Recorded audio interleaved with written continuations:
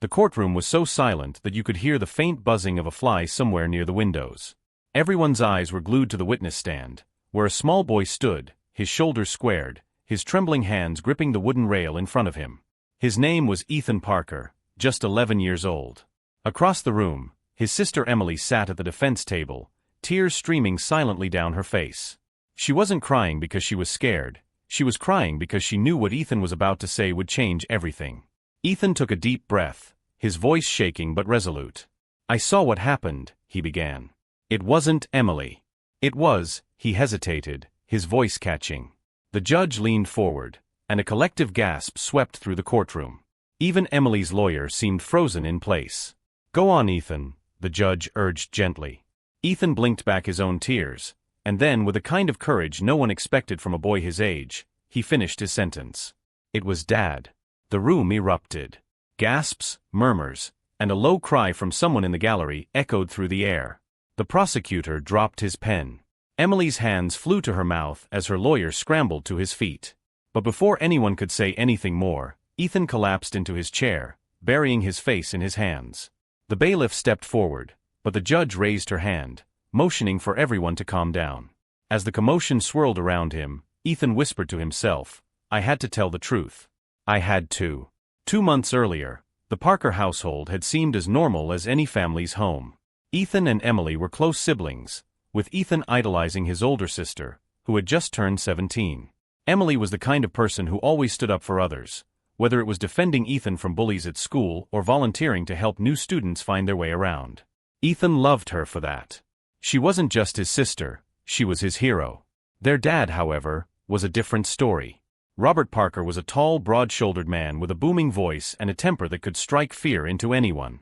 He was a businessman who worked long hours and often came home late, his mood unpredictable. Their mom, Julie, did her best to keep the peace, but even she couldn't shield her kids from their father's outbursts. One summer evening, everything changed. Emily had stayed late after school to tutor a classmate, so Ethan was alone when their dad came home. Ethan heard the front door slam and Robert's heavy footsteps stomping through the house. "Where's your sister?" Robert barked. "She's tutoring, Dad," Ethan replied, trying to keep his voice steady. Robert muttered something under his breath, grabbed a beer from the fridge, and sank into his recliner. Ethan decided it was best to stay out of his way and retreated to his room. That night, Emily came home looking pale and shaken. She didn't tell Ethan why, but he could see she was upset. He tried to cheer her up by showing her a funny meme on his phone, and for a moment, she smiled. The next morning, the police were at their door. Ethan's heart pounded as he saw 2 officers talking to his parents. From the top of the stairs, he couldn't hear everything, but he caught enough words to piece together the situation. Someone had been hurt, and Emily was a suspect. Ethan's stomach twisted. This didn't make any sense. Emily would never hurt anyone. But as the days turned into weeks, the evidence began to stack up against her.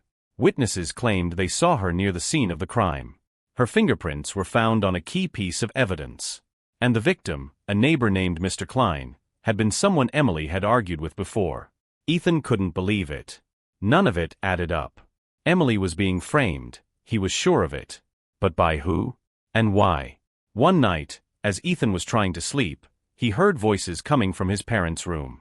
The door was slightly ajar, and he could hear his dad's deep voice rumbling. "She's not going to jail for this," Robert said. "I'll make sure of it." "What do you mean?" Julie asked, her voice trembling. "Just trust me," Robert replied sharply. "It's handled." Ethan's blood ran cold. What did his dad mean? He wanted to barge into the room and demand answers, but fear kept him rooted in place. He decided he would try to find out more.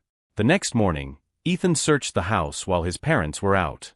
In his dad's study, he found a crumpled piece of paper with scribbled notes about Mr. Klein. There was also a list of dates and times that matched the nights his dad had been out late. Ethan didn't want to believe it, but deep down he knew. His dad was hiding something. At Emily's preliminary hearing, Ethan sat quietly, listening to the accusations being thrown at his sister. He could see how scared she was, even though she tried to hide it. The prosecutor painted her as a troubled teenager with a grudge against the victim, while her lawyer struggled to disprove the mountain of evidence. Ethan clenched his fists. He couldn't let this go on. He had to speak up. But how could he? His dad would never forgive him. And what if no one believed him? That night, Ethan stayed up, staring at the ceiling. He thought about everything Emily had done for him, how she'd always stood up for him, even when it meant getting herself into trouble. Now it was his turn to stand up for her. The next morning, Ethan walked into the courthouse with his head held high. He had made his decision. As he sat in the witness room waiting for his turn to testify, he felt a mix of fear and determination. When his name was called, he walked to the stand, his heart pounding. And that's how he found himself in front of a room full of people, revealing the truth about what had really happened. Back in the courtroom, the shock of Ethan's testimony still lingered in the air. The judge finally spoke, her voice cutting through the tension. "We'll recess until tomorrow morning." As the bailiff escorted Ethan out of the room, he glanced at Emily. She mouthed the words, "Thank you." But Ethan didn't feel relief. Not yet. He knew the hardest part was still to come. Ethan barely slept that night. The weight of his testimony hung over him like a heavy blanket. He had done what he thought was right, but his heart raced every time he replayed the moment he accused his father in court. What would happen now? Would anyone believe him? And how would his dad react? Emily's lawyer, Ms. Hartman, had approached him after the recess. She knelt to his level, her face soft with concern. "Ethan, what you said today is very serious," she said. "I need to ask you something important. Are you sure about what you saw?" "Yes," Ethan said firmly, his voice steady even though his hands trembled. "I saw him." Ms. Hartman nodded. "Okay. We'll need to back up your statement with evidence. Can you remember anything else that might help us?" Ethan thought back to the night he overheard his parents' conversation. He also remembered the notes he had found in his dad's study. But fear gripped him as he hesitated. If he told Ms. Hartman about the notes, what would his dad do to him? "Not yet," Ethan said finally, feeling the guilt press against his chest. "But I'll try to remember more." The next morning, the family's house felt like a storm waiting to break. Ethan sat at the kitchen table, his cereal untouched, while his dad paced back and forth, the tension in his steps palpable. Robert Parker had been silent since they returned from court, but Ethan could feel his anger bubbling beneath the surface. When Robert finally spoke, his voice was cold and clipped. "Ethan, you're going to tell the court you made a mistake." Ethan's stomach dropped. "But I didn't." Robert slammed his hand on the table, making Ethan flinch. "You listen to me," he snapped. "You don't understand what you've done. You're going to ruin this family. Do you want that?" Tears welled up in Ethan's eyes, but he refused to let them fall. "I just told the truth," he said softly. Robert's face turned red, and for a moment, Ethan thought his dad might hit him. But instead, Robert stormed out of the kitchen, slamming the door behind him. Ethan sat frozen, his heart pounding. Julie, their mom, walked in moments later. Her face was pale, and her hands trembled as she reached for Ethan's shoulder. "Ethan," she whispered, her voice cracking, "you have no idea how much courage it took to say what you said. But I need you to be careful. Your dad, he's not going to let this go." Ethan looked up at her, his voice trembling. "Mom, why won't you stop him? You know he's lying." Julie's face crumpled, and she pulled Ethan into a tight hug. "Because I'm scared too," she admitted. "But we'll get through this. I promise." When they arrived at court later that morning, the atmosphere was even more charged than the day before. News reporters were gathered outside, their cameras flashing as the Parker family walked in. Ethan kept his head down, gripping Julie's hand tightly. Inside, the courtroom was buzzing with murmurs about Ethan's testimony. Emily sat at the defense table, looking both anxious and hopeful. When Ethan caught her eye, she gave him a small, reassuring smile. The judge entered, and the court came to order. The prosecutor, Mr. Simmons, stood to address the court. "Your Honor, in light of yesterday's testimony, we believe the witness's credibility must be called into question," he said. "Ethan Parker is a child, and his statement contradicts all the evidence we've presented." Ms. Hartman shot to her feet. "Your Honor, the defense believes Ethan's testimony is crucial. Dismissing it without further investigation would be a grave injustice." The judge nodded thoughtfully. "We will proceed with caution. Ms. Hartman, you may continue questioning your witness." Ethan was called back to the stand. His hands shook as he sat down, but he forced himself to meet Ms. Hartman's gaze. "Ethan," she began, her voice calm and steady, "you mentioned yesterday that you saw your father the night Mr. Klein was hurt. Can you tell us exactly what you saw? Ethan took a deep breath. I heard him talking to my mom, he said. He said he would handle it. I didn't know what he meant at first, but then I found notes in his study. They were about Mr. Klein. The courtroom erupted into murmurs again, and the judge banged her gavel for silence. Notes? Ms. Hartman asked, her eyes widening. Do you still have them? Ethan shook his head. No.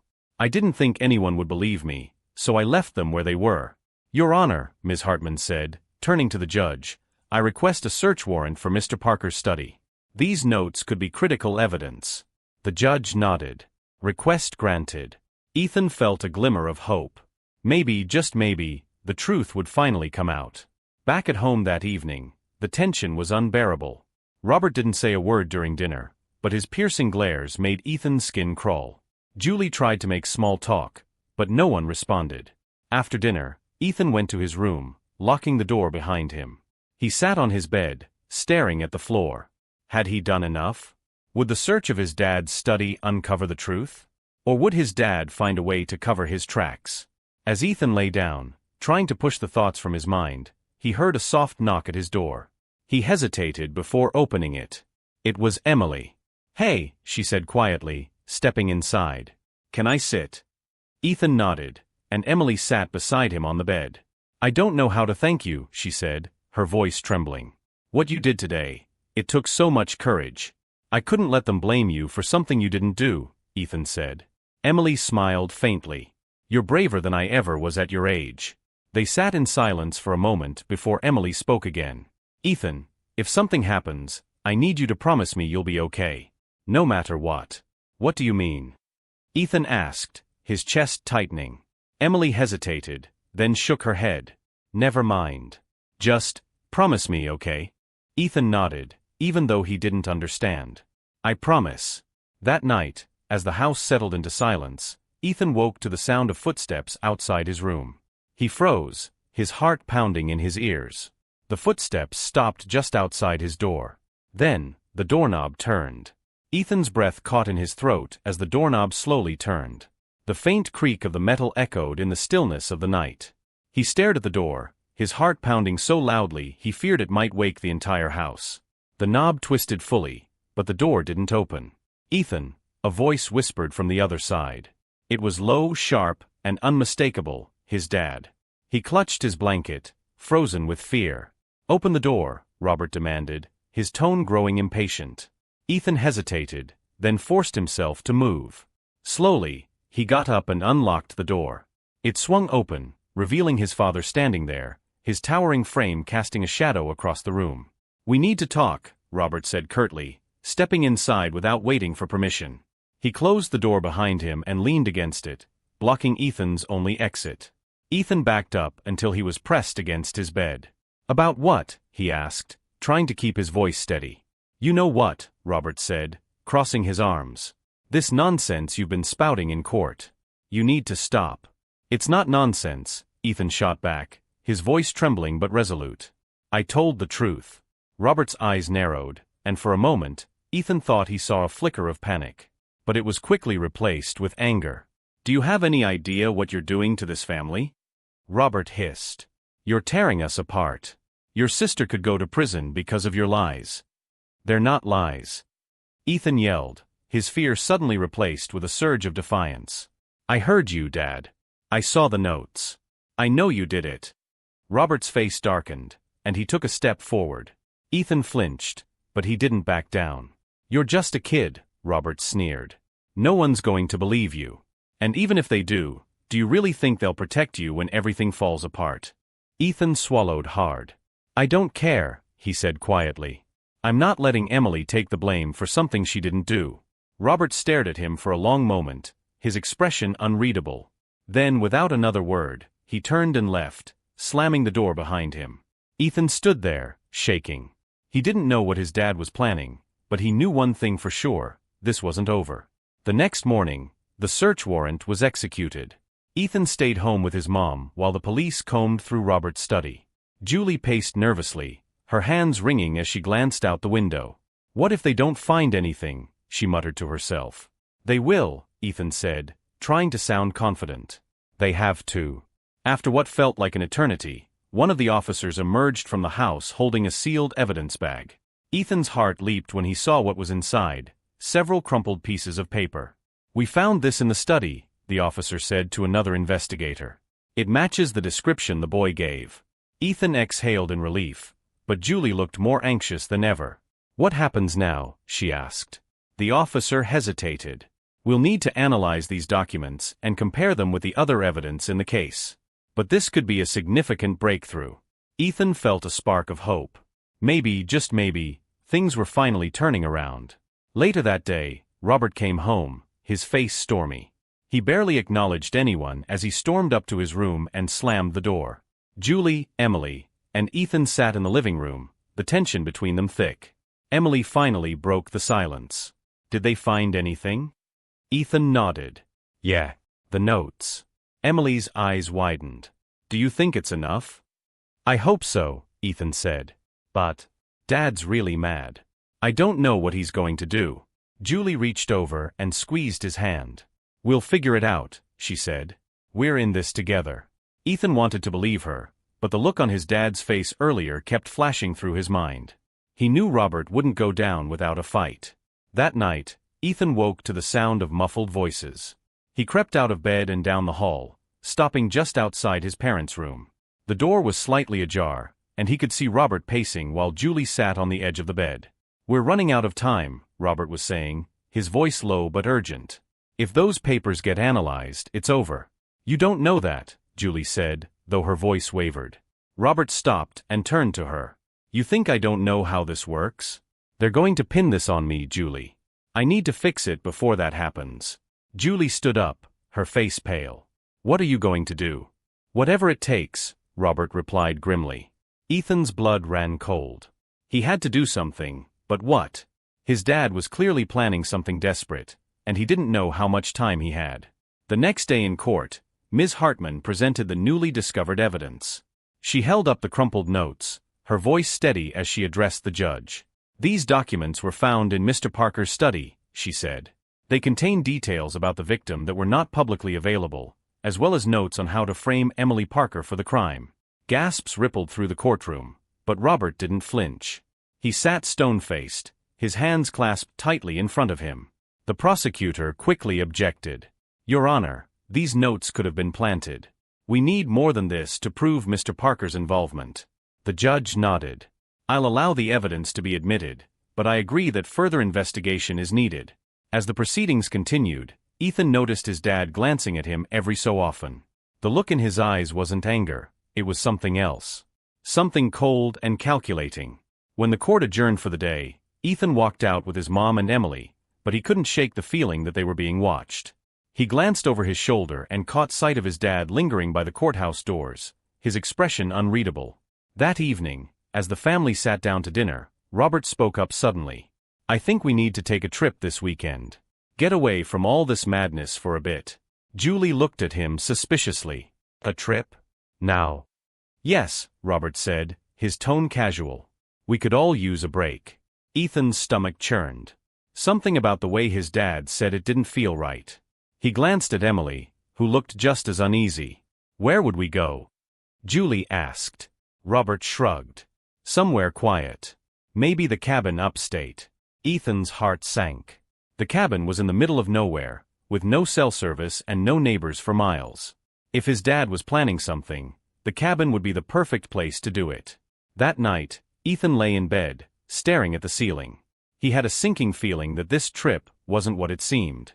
And he knew one thing for sure: if they went to the cabin, they might not come back. Ethan tossed and turned in bed, his mind racing. Every instinct screamed at him to do something, to stop his family from going on this trip, but what could he do? If he openly defied his dad, the consequences could be severe. If he stayed silent, the cabin could become a place of no return. He sat up, his heart pounding, and glanced at his phone on the nightstand. A thought struck him: what if he told someone? Maybe Ms. Hartman? Or even the police? But how could he make them believe that this trip wasn't just an innocent family getaway? He grabbed his phone and hesitated, his finger hovering over Ms. Hartman's contact. Before he could summon the courage to call, a knock on his door startled him. He quickly shoved the phone under his pillow. "Who is it?" he asked, his voice trembling. "It's me," Emily whispered. Ethan sighed in relief and opened the door. Emily slipped in, her face pale. "We need to talk," she said, closing the door quietly behind her. "I know," Ethan said. "Dad's trip. It's not just a trip, is it?" Emily shook her head. "No. I don't think it is. I've been thinking about it, and I think he's trying to get rid of the evidence. Or us." Ethan's stomach churned. "What do we do?" Emily sat on the edge of his bed, her hands twisting nervously. "We can't let him take us to the cabin. We need to stall or find a way to stop him." Ethan nodded, but dread settled heavily on his chest. He had seen his dad's determination in court and at home. Stalling him wouldn't be easy. The next morning, Robert announced that they'd be leaving early Saturday morning. Julie tried to protest, saying she wasn't feeling well, but Robert brushed her off. "It'll be good for all of us," he said firmly. "We leave at 6 a.m. sharp." Ethan exchanged a nervous glance with Emily. They had less than 24 hours to figure something out. After breakfast, Ethan pulled Emily aside. "I think we need to call someone. Ms. Hartman or the police." Emily hesitated. "If we call Ms. Hartman, she might not be able to do anything in time. And if we call the police, what if Dad finds out before they can help? He could do something worse." Ethan's throat tightened. "So what do we do?" Emily chewed her lip, thinking. "We need proof. If we can show someone that Dad's planning something, they'll have to help us. How do we get proof?" Ethan asked. Emily glanced toward their dad's study. "He might have something in there. We'll have to look." Ethan's heart pounded. Sneaking into Robert's study was risky. He rarely left it unlocked, and if he caught them, there was no telling what he might do. But they didn't have much choice. That evening, after Robert went to bed, Ethan and Emily crept downstairs. The house was dark and silent, the only sound their soft footsteps on the carpet. They reached the study and tried the doorknob. Locked. Ethan felt his stomach sink. Now what? Emily pulled a paperclip from her pocket and bent it into a makeshift lockpick. "I've seen videos on how to do this," she whispered. "Let's hope it works." Ethan watched nervously as Emily fiddled with the lock. After what felt like an eternity, there was a soft click, and the door swung open. They slipped inside, closing the door behind them. The study was dimly lit by the moonlight streaming through the window. Papers and files were scattered across the desk, along with Robert's laptop. Emily immediately began searching through the drawers, while Ethan rifled through the papers. "Look for anything about the cabin or the case," Emily whispered.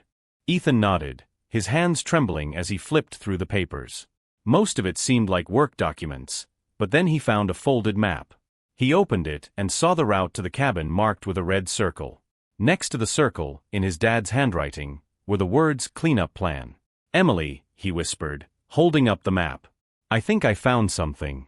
Emily hurried over, her eyes widening as she read the words. "This is it," she said. "This proves he's planning something." Just then, they heard footsteps upstairs. Ethan's heart leaped into his throat. "He's awake," he whispered. Emily quickly folded the map and stuffed it into her pocket. "We have to get out of here." They slipped out of the study, locking the door behind them. As they crept back to their rooms, the footsteps grew louder. They barely made it to their rooms before they heard the creak of the stairs. Ethan held his breath as his dad's shadow passed under the crack of his door. After what felt like an eternity, the footsteps retreated, and Ethan exhaled in relief. The next morning, the family piled into the car as planned. Ethan and Emily exchanged nervous glances, the map burning a hole in Emily's pocket. Julie seemed tense, her hands fidgeting in her lap as Robert drove. The drive to the cabin was long and quiet. Ethan tried to think of a way to use the map to alert someone, but every time he looked at his dad's stern face in the rearview mirror, fear froze him.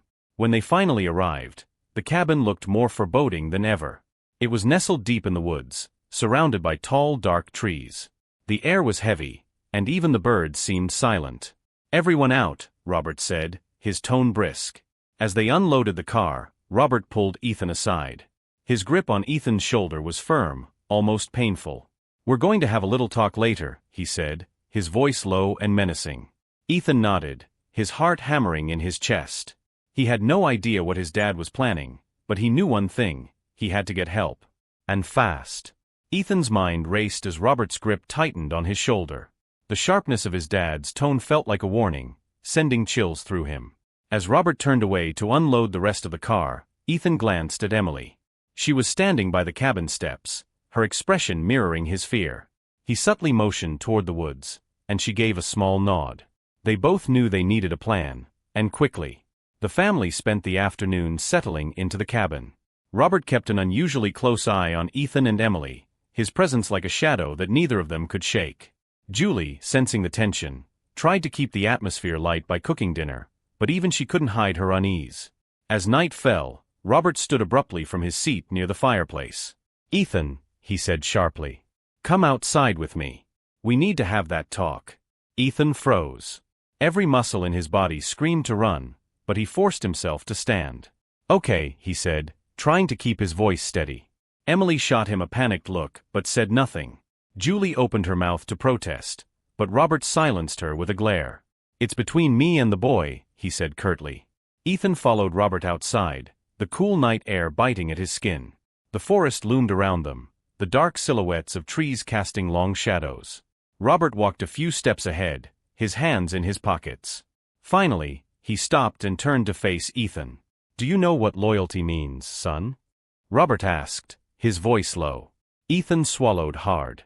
"It means sticking by your family," he replied, his voice barely above a whisper. "That's right," Robert said, his eyes boring into Ethan's. "And you, Ethan, have failed at that. Do you understand what you've done by testifying against me?" "I told the truth," Ethan said, surprising himself with the firmness in his voice. "You can't make me feel bad for that." Robert's face darkened. He stepped closer, his towering frame making Ethan feel small. "The truth," he said, his voice dripping with disdain. "Do you think the truth will save you? You've put this entire family at risk. Do you think they'll take care of us when this is all over?" Ethan clenched his fists. "I don't care about what happens to you. I care about Emily. She didn't do anything wrong, and I'm not going to let you ruin her life." Robert's eyes flared with anger, but before he could respond, a voice called out from the cabin. "Ethan." Emily's voice cut through the night like a lifeline. "Mom needs help in the kitchen." Robert's jaw tightened, but he stepped back. "Go," he said gruffly. "But remember what I said. Loyalty, Ethan. It's the only thing keeping this family together." Ethan didn't hesitate. He turned and ran back toward the cabin, his heart pounding. Emily was waiting for him by the door, her face pale. "What did he say?" she asked, pulling him inside. Ethan shook his head. "It doesn't matter. We need to find a way to stop him before he does something worse." That night, while Robert and Julie slept, Ethan and Emily met in the small storage room attached to the cabin. Emily pulled out the map she had taken from their dad's study and spread it out on the floor. "We need to get this to someone who can help," Emily whispered. "This map proves he's planning something." "But how?" Ethan asked. "There's no signal out here, and the nearest town is miles away." Emily tapped her finger on the map, pointing to a trail marked in faint pencil. "This leads to the main road," she said. "If we can get there, maybe we can flag down a car or find a phone." Ethan stared at the trail on the map, his stomach churning. It looked long and winding, cutting through dense forest. "What if he notices we're gone?" he asked. "We'll have to leave before sunrise," Emily said. "If we're quiet, he might not notice until it's too late." Ethan nodded, his determination hardening. "Okay, let's do it." At the crack of dawn, Ethan and Emily slipped out of the cabin, their footsteps muffled by the soft forest floor. They had packed a small bag with water and snacks, and Emily had tucked the map safely into her jacket. The trail was barely visible in the dim light, but they pressed on, their fear driving them forward. An hour into their trek, they heard the distant sound of an engine roaring to life. Ethan's heart sank. "He's awake," he whispered. Emily's face paled. "We need to move faster." They broke into a jog, weaving through the trees as the sound of the engine grew louder. Suddenly, a sharp crack echoed through the forest, a sound that made Ethan freeze in his tracks. A gunshot. Emily grabbed his arm, her eyes wide with panic. "Run!" she hissed. They sprinted down the trail, their breaths ragged and their legs burning. The sound of the engine grew closer, accompanied by the crunch of tires on gravel. Ethan glanced over his shoulder and saw the glint of their dad's truck through the trees. "He's following us." Ethan gasped. Emily veered off the trail, pulling Ethan with her. They darted through the underbrush, the branches clawing at their clothes and skin. The sound of the truck stopped, replaced by the heavy thud of footsteps. "He's on foot now," Emily whispered, her voice shaking. "We have to lose him." They pushed deeper into the forest, their hearts pounding as the footsteps grew louder. Just when Ethan thought they might have a chance, a voice rang out. "Ethan." "Emily." Robert's voice was sharp and commanding. "Stop this right now." Ethan's chest tightened with fear, but he kept running. His lungs burned, and his legs felt like lead, but he refused to stop. Suddenly, Emily stumbled, her foot catching on a root. She hit the ground with a cry, and Ethan skidded to a halt to help her. "Go," Emily urged, pushing him away. "Keep going." "I'm not leaving you," Ethan shouted, pulling her to her feet. But it was too late. Robert emerged from the trees, his face a mask of fury. In his hand, he held a rifle, the barrel glinting in the morning light. "You've gone too far," Robert growled, leveling the gun at them. "This ends now." Ethan's heart thundered in his chest as he stood frozen in place, staring down the barrel of the rifle. He instinctively stepped in front of Emily, his arms stretched out as if his small frame could shield her. "Dad, you don't have to do this," Ethan said, his voice trembling but firm. "We're your family." Robert's jaw clenched, his hands tightening on the rifle. "Family doesn't betray family," he snarled. "Do you have any idea what you've done? Everything I've worked for, everything we've built, it's all at risk because of you two." Ethan shook his head, his fear giving way to anger. "You did this. You hurt Mr. Klein, and now you're trying to blame Emily for it. This is all your fault." Robert's eyes flashed with rage, and for a moment, Ethan thought he might pull the trigger. But then Robert hesitated, lowering the gun slightly. His voice softened, but it carried a chilling edge. "You don't understand, Ethan," he said. "Everything I've done was for this family. To protect us. Sometimes you have to make hard choices, choices you're too young to understand. Hurting people isn't protecting us," Emily said, stepping up beside Ethan despite her trembling legs. "You're only thinking about yourself." Robert's face twisted with emotion, anger, frustration, and something that almost looked like regret. "You're wrong," he said. "I'm doing what needs to be done. If you two would just stop fighting me, we could fix this." "Fix what?" Ethan shouted.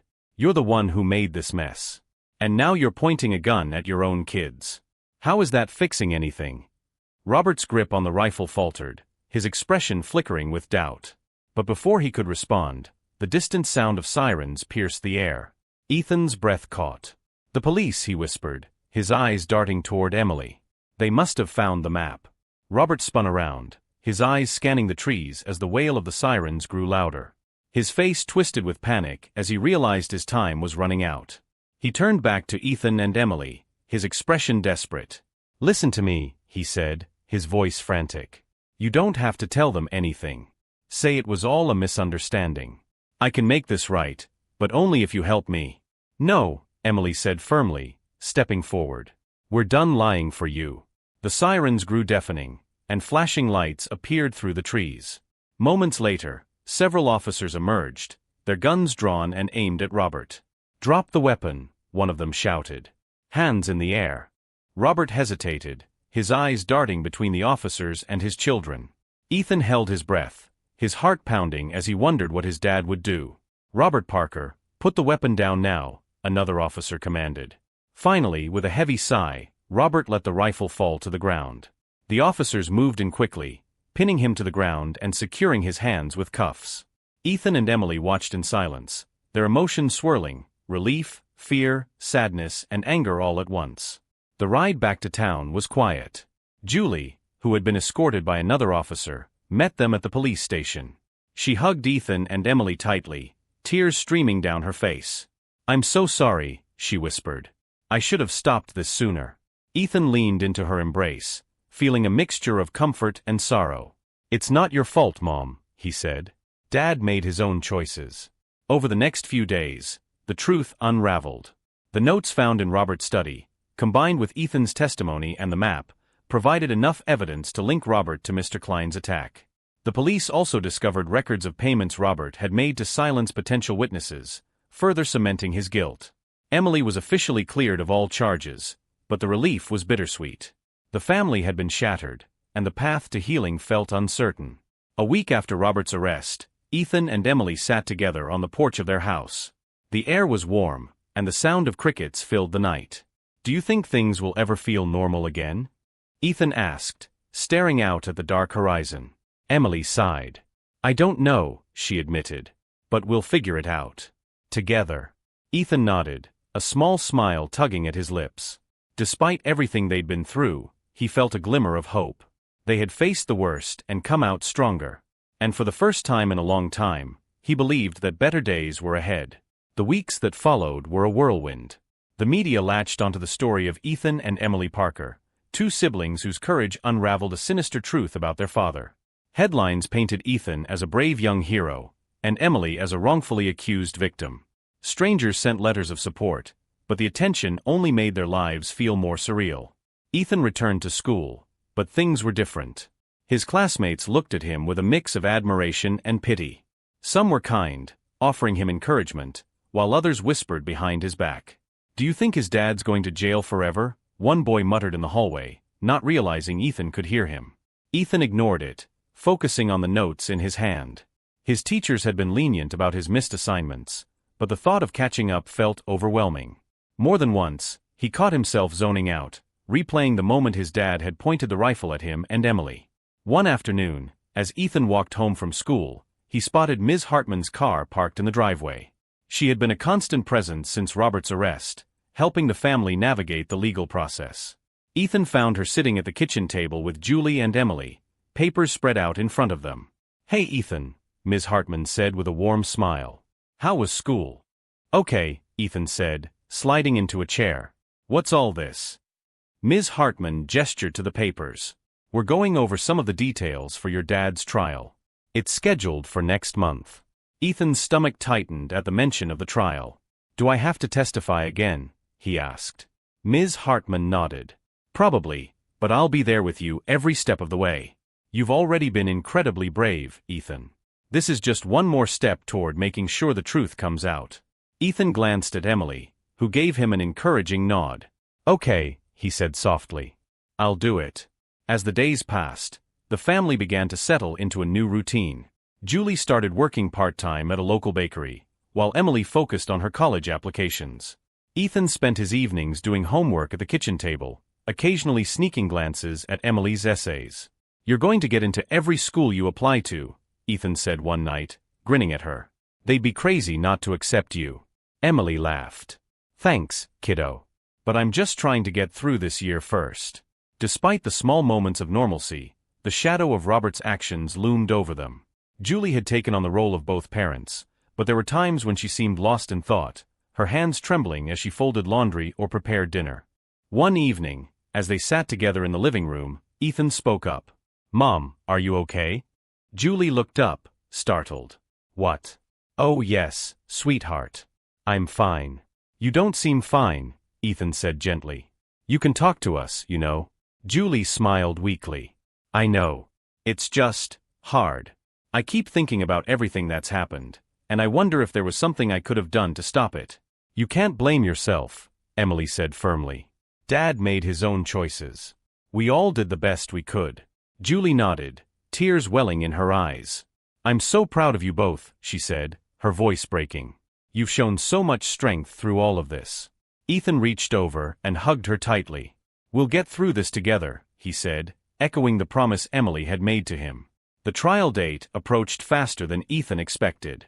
The courthouse felt even more intimidating than before, with its high ceilings and rows of wooden benches. Reporters gathered outside, their cameras flashing as the family walked in. Julie held Ethan's hand tightly, her grip reassuring. Inside, the courtroom was packed. Robert sat at the defense table, his face expressionless. Ethan avoided looking at him, focusing instead on Ms. Hartman, who gave him a reassuring nod. The trial began with opening statements from both sides. The prosecutor painted a clear picture of Robert's crimes, detailing the attack on Mr. Klein and the evidence that linked him to the scene. Ms. Hartman, representing Emily, emphasized the courage it took for Ethan to come forward and how his testimony was key to uncovering the truth. When it was Ethan's turn to take the stand, his hands trembled as he swore to tell the truth. Ms. Hartman approached him with a gentle smile. "Ethan," she began, "can you tell the court why you decided to testify against your father?" Ethan took a deep breath. "Because it was the right thing to do," he said. "I couldn't let my sister take the blame for something she didn't do." "And how did you feel when you discovered what your father was planning?" Ms. Hartman asked. Ethan hesitated, the memories flooding back. "I felt scared," he admitted. "But I knew I had to do something. Emily always stands up for me, so I wanted to stand up for her." The courtroom was silent as Ethan spoke, his words carrying a weight far beyond his years. When he finished, Ms. Hartman gave him a nod of approval. "Thank you, Ethan," she said. "No further questions." The prosecutor cross-examined him, but Ethan held his ground, answering each question with quiet confidence. By the time he stepped down from the stand, he felt a surge of relief. He had done his part.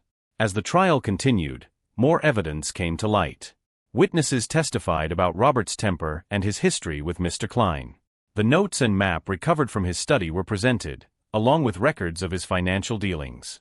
Each piece of evidence painted a damning picture of a man desperate to cover his tracks. Ethan and Emily sat together, their hands clasped tightly as they listened. Each day felt like a battle, but they clung to the hope that justice would prevail. On the final day of the trial, the jury filed back into the courtroom, their expressions serious. Ethan's heart raced as the judge asked if they had reached a verdict. "We have, Your Honor," the foreperson said. The judge nodded. "What is your verdict?" The foreperson glanced at Robert before speaking. "We find the defendant, Robert Parker, guilty on all counts." Gasps rippled through the courtroom, followed by murmurs of relief. Ethan felt a weight lift from his chest as he turned to Emily, who had tears streaming down her face. Julie leaned over, pulling them both into a tight embrace. "It's over," she whispered. "It's finally over." As they walked out of the courthouse, the sun shone brightly, a stark contrast to the heaviness they had carried for so long. Ethan took a deep breath, the air feeling lighter than it had in months. Emily smiled down at him, her eyes filled with pride. "You did it," she said. "We did it." Ethan grinned, a newfound sense of hope blossoming within him. They had faced the darkest of times and come out stronger, bound together by the truth and the unbreakable bond of family. For the first time in what felt like forever, the future seemed bright. The weeks following the verdict were surreal. The Parker family returned to their small suburban home, trying to rebuild their lives in the wake of everything they'd endured.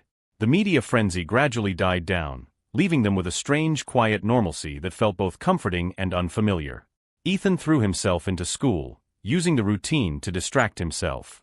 Emily, now cleared of all accusations, had been offered a scholarship by a local foundation impressed by her resilience and academic performance. She spent most of her time preparing for college, and her excitement was contagious.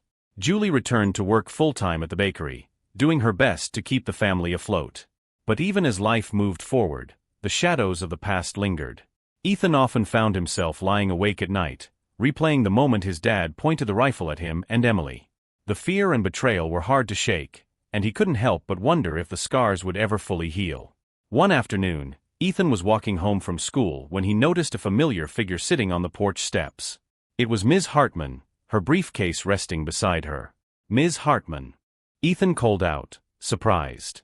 She stood and smiled warmly. "Hi, Ethan. I hope you don't mind me stopping by. I wanted to check in and see how you're doing." Ethan shrugged, dropping his backpack onto the porch. "I'm okay, I guess. It's been weird." Ms. Hartman nodded, sitting back down on the steps. "That's normal. You've been through a lot, more than most kids your age. It's okay to feel a little off." Ethan sat beside her, his hands fidgeting with the straps of his backpack. "Do you think it'll ever feel normal again?" "It'll take time," Ms. Hartman said gently. "But you're stronger than you realize, Ethan. You've already proven that. And you have your mom and Emily to lean on." Ethan glanced at her, a question burning in his mind. "Do you think my dad hates me?" Ms. Hartman hesitated, choosing her words carefully. "I don't think your dad hates you. But I think he's struggling to accept the consequences of his actions. What you did in court wasn't easy, but it was the right thing to do. And deep down, I believe he knows that." Ethan nodded slowly, though he wasn't entirely convinced. Part of him still hoped that one day his dad would acknowledge what he'd done and apologize. But another part of him wasn't sure if that day would ever come. That evening, as the family sat down for dinner, Julie brought up a topic they had been avoiding. "I think we should talk about seeing a therapist," she said, her tone careful. "For all of us." Emily glanced at Ethan, who looked down at his plate. "Do you think we really need it?" Emily asked. Julie sighed. "I think it could help. We've been through a lot, and it might be good to have someone to talk to." Ethan poked at his food with his fork. The idea of sharing his feelings with a stranger made him uncomfortable, but he couldn't deny that the memories still haunted him. "I guess it couldn't hurt," he mumbled. Julie smiled softly. "It's just something to think about. We'll go when you're ready." The following weekend, Ethan and Emily decided to clean out their dad's study. It had been left untouched since the trial, and neither of them had felt ready to face it until now. As they sorted through the papers and books, they stumbled upon a small locked box in the back of the desk drawer. "What do you think is inside?" Emily asked, holding up the box. Ethan shrugged. "I don't know. Do you think we should open it?" Emily nodded. "If it's something important, we need to know." They searched the room until they found a small key hidden beneath a stack of papers. Emily slid it into the lock, and the box clicked open. Inside was a collection of photographs, old letters, and a notebook. Ethan picked up the notebook and flipped through the pages. It was filled with his dad's handwriting, journal entries, lists, and what appeared to be plans for his business. But as he read further, Ethan's stomach dropped. There were entries about Mr. Klein, detailing their disputes and Robert's growing frustration. One entry, written just days before the attack, stood out. "Klein's a problem that needs solving. If no one else will deal with him, I'll do it myself." Ethan's hands trembled as he passed the notebook to Emily. "This proves everything," he whispered. Emily's face paled as she read the entry. "Why would he keep this?" she asked, her voice barely above a whisper. "I don't know," Ethan said. "But we need to show this to someone." They took the notebook to Ms. Hartman, who agreed that it should be handed over to the authorities. While the evidence wasn't necessary to convict Robert, he was already serving his sentence. It provided more insight into his motives and actions. For Ethan and Emily, it was another step toward understanding the man their father had been and coming to terms with the choices he had made. As the weeks turned into months, the Parker family continued to heal. Therapy sessions helped them process their emotions and rebuild their trust in one another. Ethan found himself opening up about his fears and guilt, and for the first time, he began to feel lighter. Emily thrived in her new college environment, often calling home to share stories about her classes and friends. Julie found comfort in her work and the support of her community, who rallied around the family during their difficult time. And while the pain of their father's actions would never fully disappear, Ethan and Emily learned to lean on each other and their mom, finding strength in their bond as a family. Slowly but surely, they began to piece their lives back together, one day at a time. It had been nearly a year since the trial, and life for the Parker family had found a rhythm, though the scars of the past lingered in subtle ways. Ethan had grown more confident, no longer the shy boy who felt overshadowed by his sister. Emily was thriving at college, frequently coming home on weekends to visit and help around the house. Julie had even started attending community events again, something she hadn't done in years. But there was one part of their lives that remained unresolved: Robert. Ethan had learned through Ms. Hartman that his father had adjusted to life in prison but refused to see visitors. Julie had tried writing him letters, but they went unanswered. Emily avoided the topic altogether, but Ethan couldn't help wondering about his dad. Was he angry? Sorry? Did he even think about them? The questions ate at Ethan until one day, he decided he needed answers. "Mom, I want to visit Dad," Ethan announced one Saturday morning as they sat at the kitchen table. Julie looked up from her cup of coffee, her eyes widening. "Ethan, are you sure? That's a big decision." "I've been thinking about it for a while," Ethan admitted. "I need to know why he did what he did. I need to hear it from him." Emily, who had come home for the weekend, set down her phone and frowned. "What if he doesn't want to talk to you? Or worse, what if he tries to twist everything again?" "I'll handle it," Ethan said firmly. I need closure." Julie sighed, reaching across the table to squeeze his hand. "If this is what you need, we'll support you. I'll make the arrangements." A week later, Ethan found himself sitting in a small sterile visitation room at the state penitentiary. The walls were painted a dull beige, and the air smelled faintly of disinfectant. He fidgeted nervously in his chair, glancing at the clock on the wall. The door opened, and a guard escorted Robert into the room. Ethan's breath caught at the sight of his father.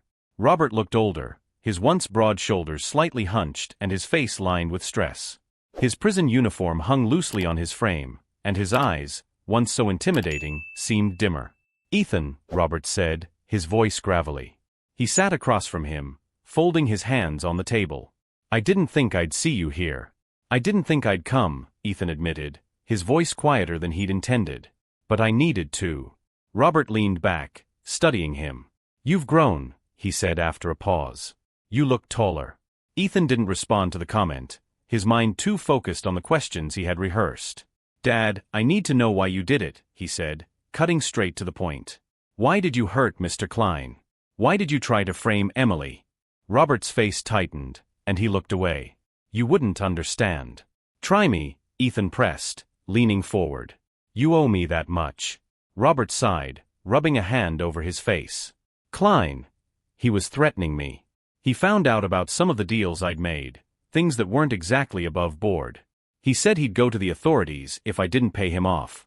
So you hurt him instead?" Ethan asked, his voice rising.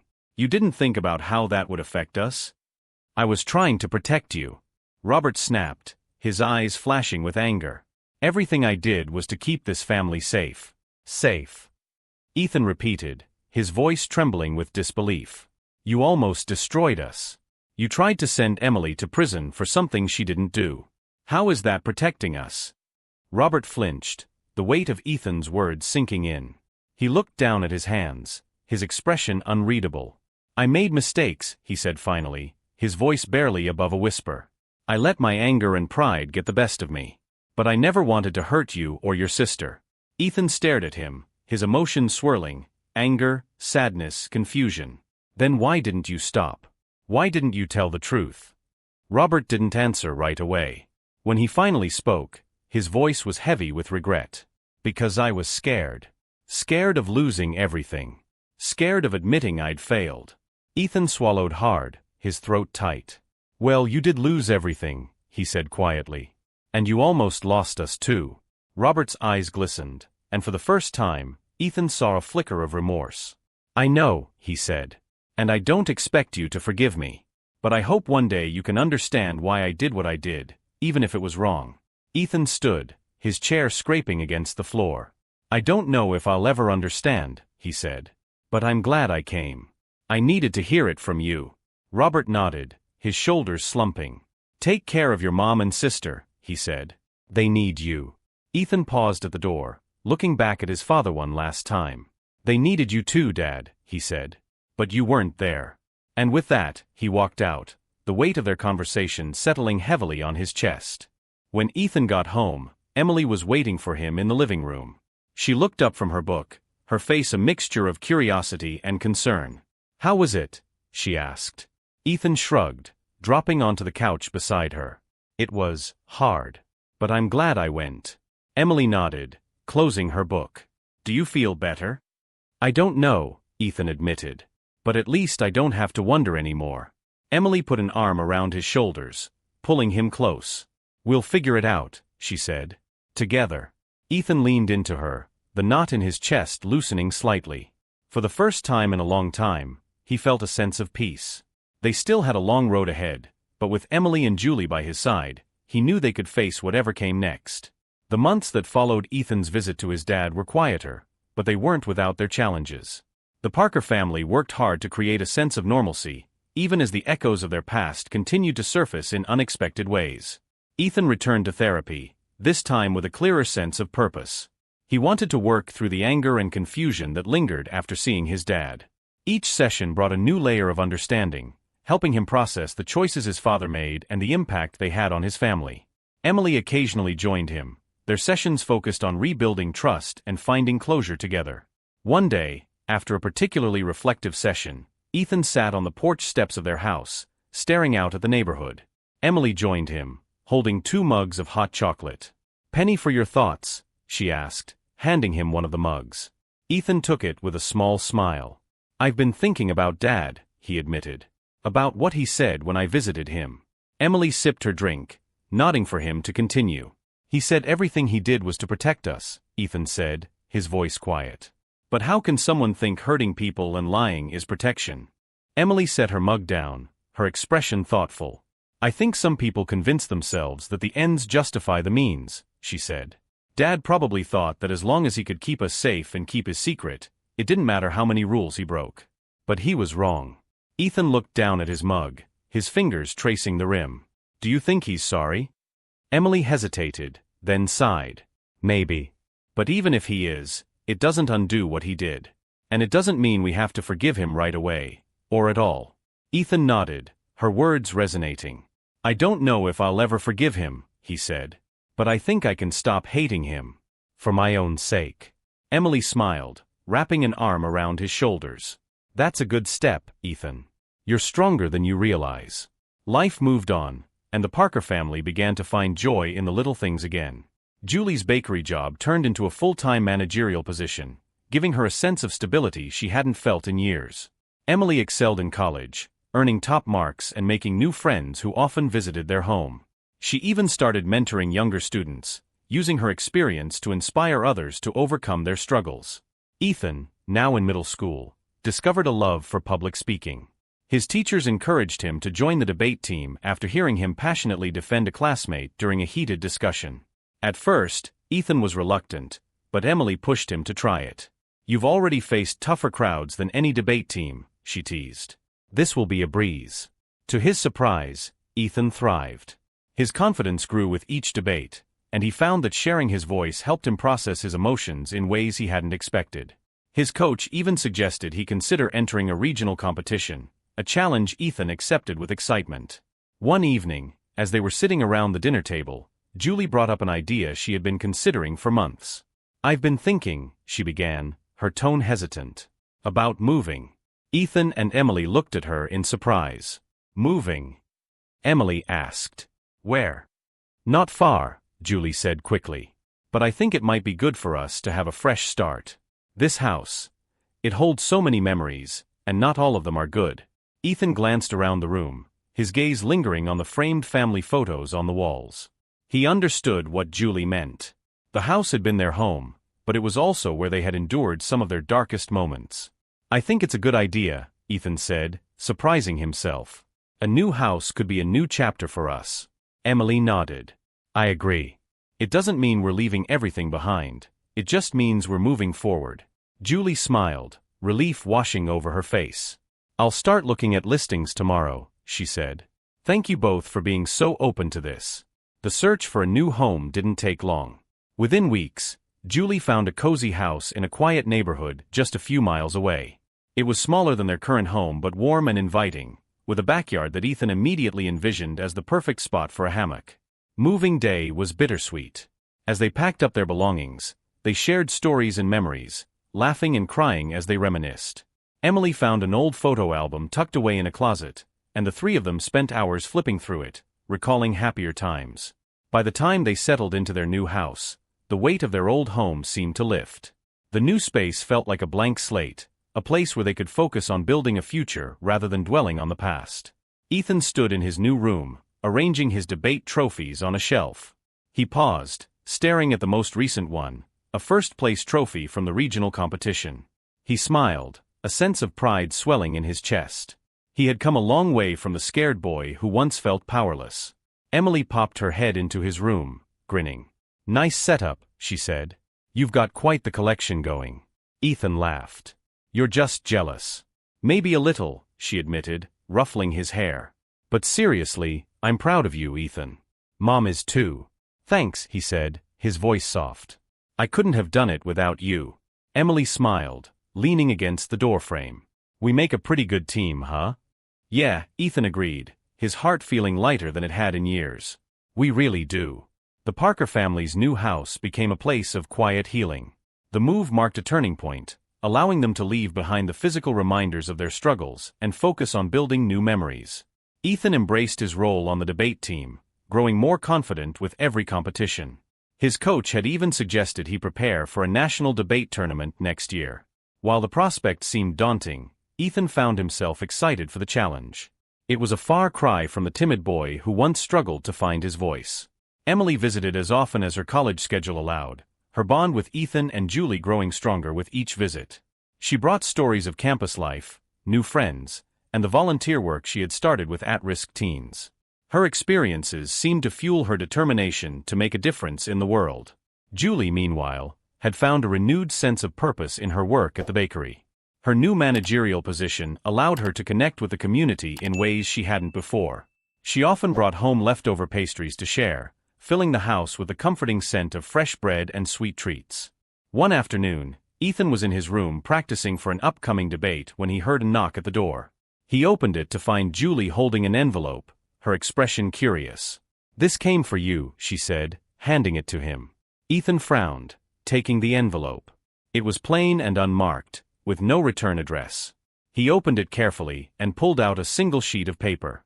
His breath caught when he recognized the handwriting. It was his dad's. "Ethan," the letter began. Ethan's hands trembled as he read the words, his heart pounding. "Dear Ethan, I don't know if you'll read this, but I need to try. I've been doing a lot of thinking since you visited me, and there's something I need you to know. I'm sorry. For everything. I know an apology doesn't undo the harm I've caused, but I want you to understand that I never meant to hurt you or Emily. I let my pride and anger blind me, and I made choices that betrayed the people I love most. Hearing you speak in court, standing up for what was right, it showed me how much courage you have. You did what I couldn't do, and for that, I'm both ashamed and proud. You're a better man than I'll ever be. I don't expect forgiveness, but I hope someday you can remember me as more than my mistakes. Please take care of your mom and Emily. They need you, just like you need them. With love, Dad." Ethan sat on the edge of his bed, staring at the letter. His emotions swirled, anger, sadness, confusion, and something unexpected, a flicker of understanding. "Ethan." Julie's voice broke through his thoughts. "Is everything okay?" He looked up, realizing she was still standing in the doorway. "It's from Dad," he said quietly, holding up the letter. Julie's face softened. "Do you want to talk about it?" Ethan hesitated, then nodded. "Yeah, I think I do." They sat together at the kitchen table, the letter lying between them. Ethan read it aloud, his voice steady despite the emotions bubbling beneath the surface. When he finished, Julie reached across the table and took his hand. "I know this doesn't fix everything," she said gently. "But it sounds like he's trying to take responsibility for his actions." Ethan nodded slowly. "I think he is. It's just hard to know what to do with it." "You don't have to decide how you feel right now," Julie said. "Take your time. Forgiveness doesn't happen overnight, and it's okay if you're not ready." Ethan looked at her, grateful for her support. "Thanks, Mom." Later that evening, Ethan shared the letter with Emily when she called from college. Her reaction was cautious but thoughtful. "I'm glad he wrote it," she said. "It sounds like he's finally acknowledging what he did. But that doesn't mean we have to let him back into our lives." "I know," Ethan said. I don't want to carry this anger forever. I want to let it go." "That's a good thing," Emily said softly. "But don't rush it. Forgiveness is for you, not for him. Do it on your own terms." Ethan smiled, her words sinking in. "Thanks, Em. I'm glad I have you. Always," she said. "You're stuck with me." Over the next few weeks, Ethan reflected on his dad's letter. He brought it up in therapy, discussing his mixed feelings and the possibility of writing back. His therapist encouraged him to write a response, even if he wasn't ready to send it. One evening, as the house grew quiet, Ethan sat at his desk with a pen and paper. He stared at the blank page for a long time before finally beginning to write. "Dad, thank you for your letter. I've read it a lot since I got it, and it's made me think about everything that's happened. I appreciate your apology, but I need you to know that it's going to take time for me to work through everything. What you did hurt me and Emily more than I can explain. But I also want you to know that I don't hate you. I don't think I ever did. I was angry and scared, and I still am sometimes, but I'm trying to move past that. I'm trying to focus on the future instead of the past. I don't know if I'll ever fully forgive you, but I want to try. Not for you, but for me. Because carrying this anger is exhausting, and I want to let it go. I hope you're working on yourself too. I hope you're trying to be better, even if it's too late to fix what happened between us. I don't know if I'm ready to see you again, but maybe someday I will be. Ethan." Ethan folded the letter and tucked it into an envelope, unsure if he'd ever send it. But for the first time in a long time, he felt a sense of peace. Writing the letter was enough for now, a step toward healing, one word at a time. The Parker family's journey toward healing was not a straight path, but with time, they found their footing. Ethan continued to excel on the debate team, eventually earning a spot in the national competition. The recognition he received wasn't just about winning, it was about proving to himself how far he had come. Each round was another step in reclaiming his confidence, and by the end of the tournament, he was a finalist. Even though he didn't win the top prize, the applause from the crowd felt like a victory in itself. Emily graduated college with honors and a degree in social work. Her experience inspired her to focus on helping families in crisis, a mission close to her heart. She often credited Ethan for reminding her of the strength in standing up for what's right, no matter how hard it might be. Julie, too, found a renewed sense of purpose. She expanded her role at the bakery, mentoring younger employees and organizing events to bring the community together. Her laughter, once a rarity, now filled their new home regularly. She had become a symbol of resilience for her children, and they leaned on her strength as much as she leaned on theirs. One summer evening, the family gathered in the backyard for a small celebration. Ethan had just turned 13, and the occasion felt like a milestone. Emily was home for the weekend, and Julie had baked a towering chocolate cake, decorated with candles that flickered in the twilight. Ethan looked around the table, his heart swelling with gratitude. He saw his sister, laughing as she teased him about his latest debate practice. He saw his mom, smiling with pride as she watched her children. The pain of the past hadn't disappeared, but it had become a part of their story, a story of survival, growth, and love. After the cake was served, Emily pulled Ethan aside. She handed him a small, wrapped box, her eyes twinkling. "What's this?" he asked, shaking it gently. "Open it," she said, grinning. Ethan tore off the paper to reveal a leather-bound journal. On the first page, Emily had written a note. "Ethan, your voice has always been your greatest strength. Use it to tell your story, and never forget how far you've come. I'm proud of you, always. Love, Emily." Ethan swallowed hard, his eyes misting as he read her words. "Thank you," he said, his voice thick with emotion. Emily hugged him tightly. "You deserve it," she said. "And I can't wait to see what you do next." That night, after the celebration had ended and the house had grown quiet, Ethan sat at his desk, staring at the blank pages of the journal. He thought about everything they had been through, the trial, the move, the uncertainty, and how it had shaped him. He picked up a pen and began to write, the words flowing easily. Sometimes, the hardest truths lead to the greatest growth. This is my story. As he wrote, he felt a sense of clarity and closure. The journey wasn't over, but for the first time, he felt ready to embrace whatever came next. The Parker family's story was one of resilience, a reminder that even in the face of darkness, there is always a way forward. They had learned to lean on each other, to forgive themselves for their pain, and to find hope in the future. And while the scars of the past would always remain, they were no longer defined by them. Together, they were stronger. Together, they had found freedom. Together, they had found peace.